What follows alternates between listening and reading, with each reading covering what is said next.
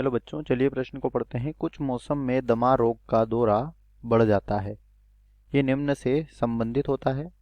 पहला विकल्प है टीन पात्रों से में संरक्षित फलों को खाने से। दूसरा है मौसमी पराग कणों के अंतःश्वसन द्वारा। इसके बाद तीसरा है निम्न तापक्रम। और चौथा और आखिरी विकल्प है गर्म और आर्द्र पर्यावरण।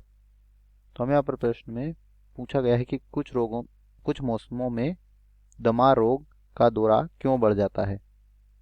तो बच्चों, चलिए बात करते हैं इस प्रश्न की मुख्य अवधारणा। और इस प्रश्न की मुख्य अवधारणा में हम बात करेंगे दमा रोग के बारे में। तो बच्चों, दमा रोग में क्या होता है? जो दमा रोग के व्यक्ति होते हैं, इनमें जो श्वसनी तथा श्वसनिकाएं होती है, क्या होती है? श्वसनी तथा श्वसनिकाएं, ठीक से लिख लेते हैं यहाँ पर। श्वसनी तथा श्वसनिकाएं जो होती है, इनमें शोथ हो जाता है, जिसके कारण श्वास में क्या होती है? श्वास लेने में कठिनाई होती है और घरघराहट होती है। और बच्चों, इसे ही क्या कहते हैं?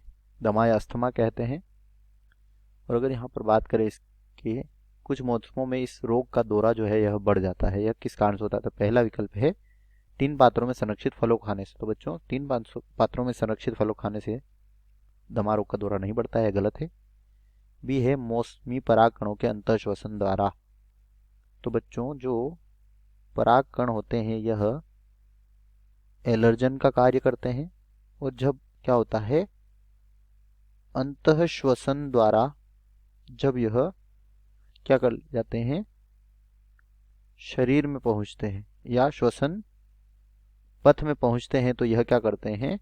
यह एलर्जी उत्पन्न करते हैं, जिसके कारण दमा रोग का जो दौरा है यह क्या हो जाता है?